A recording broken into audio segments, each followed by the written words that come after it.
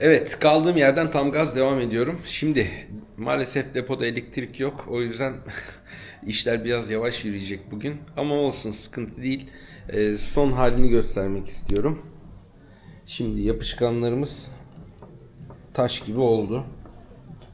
Bütün omurga parçaları yerlerini tuttu. Yalnız şöyle bir durum söz konusu. İki tane ön tarafa iki tane delik açmıştım.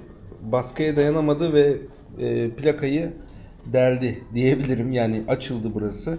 O yüzden burayı biraz kevgire çevirdim. Daha fazla telle tutturacağım. Sonra bir omurga parçam eksik. Onun da deliklerini yanlış yere açmışım. O yüzden tutturamadık. Daha doğrusu şunları yapıştırırken, şu parçaları yapıştırırken muhtemelen hata yaptım. Çok büyük problem değil, sıkıntı değil. Yeni delikler açacağım. Bunları da dolduracağım daha sonrasında. Bunun yerini de belirledim. Bu şekilde son omurga parçam da oturacak. Bunu oturtmadan önce burayı dikmem lazım tekrardan. Tekrardan dikmem gerekiyor. Durum böyle. Evet, son durum bu şekilde. Şimdi kaldığımız yerden işimize devam edelim bakalım.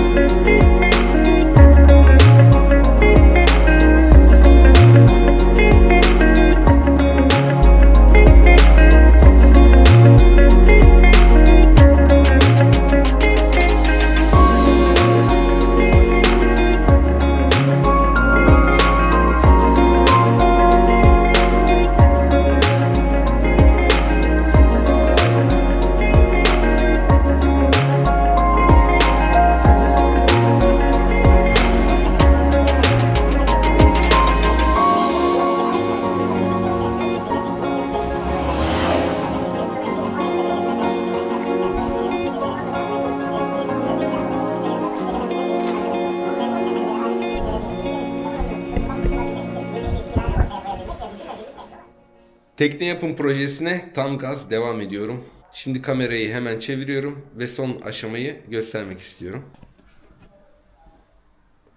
Da da da dam. Bizimki kanodan hallice, tekneden küçük olacak şekilde planladım, tasarladım. Şimdi son videomuzda şu yan bordalar yoktu. Yan parçalarımız yoktu. Nasıl oldu? Dün akşam bir arkadaşımdan rica ettim bana yardım etmesini.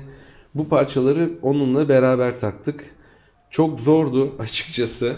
Çok zordu. Kameranın da, yani aksiyon kamerasında pil olmadığı için cep telefonuyla biraz çekim yaptım. Şimdi o görüntüleri hemen ekliyorum. Bir yandan siz onları izlerken ben de bir yandan anlatıma geçeceğim. Şimdi daha öncesinde de söylediğim gibi ben bu projede değişiklikler yaptım. Kesim aşamasında da değişiklikler yaptım. Öncelikle bordo boyunu yaklaşık bir 10 santim yükselttim. Yani yan tarafları yaklaşık 10 santim yükselttim. Bu da otomatikman doğal olarak ön tarafta parçaların birleşiminde biraz kastı. Yani şu birleşim yerlerini, ön taraftaki birleşim yerlerini biraz kastı. Onun montajını yapmak biraz zorladı bizi. Daha tam oturmadı da. Bugün gerekli değişiklikleri yapacağım onunla alakalı. Aynı zamanda kayığın arka tarafı, yani projeye göre kestiğim için kayığın arka tarafı, teknenin arka tarafında modifikasyonlar yapmam gerekiyor. İskeletin, yani omurganın parçalarını biraz daha arttırmak istiyorum. Omurga parçalarını bir iki tane daha arttırmayı planlıyorum. Bir de aynı zamanda şu teknenin ön kısmı, yani baş kısmını biraz daha sağlamlaştıracağım. Yani buraya bir tane daha omurga parçası yapacağım. Bütün yük ona binsin diye. Şimdi dikim sırasında hata yapmışız. Bak, geometri şaşmış. Görüyor musun? Bu biraz daha sağ tarafta, üst kısım biraz daha sol tarafta. Yaklaşık 1 santim şaşma oldu. Şimdi dikişleri tekrar sökeceğim. Burayı tekrar dikeceğim. Gerekirse arkadaki parçayı kesmedim. Gerekirse komple dikişleri söküp 1 santim öne çıkaracağım şu parçayı. Bu parça yerinde ama bu parça biraz geride kalmış.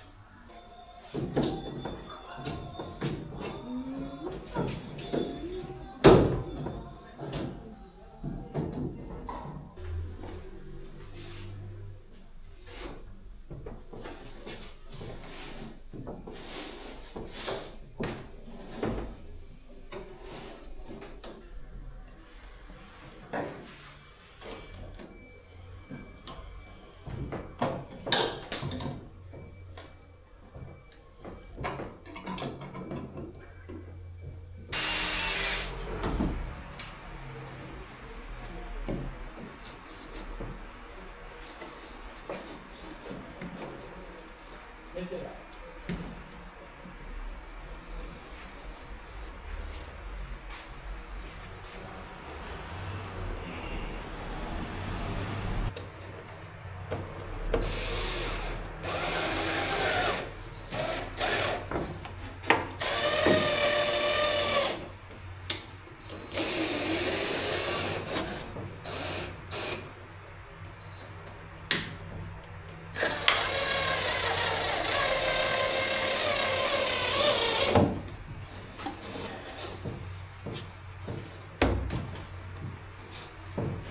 Thank you.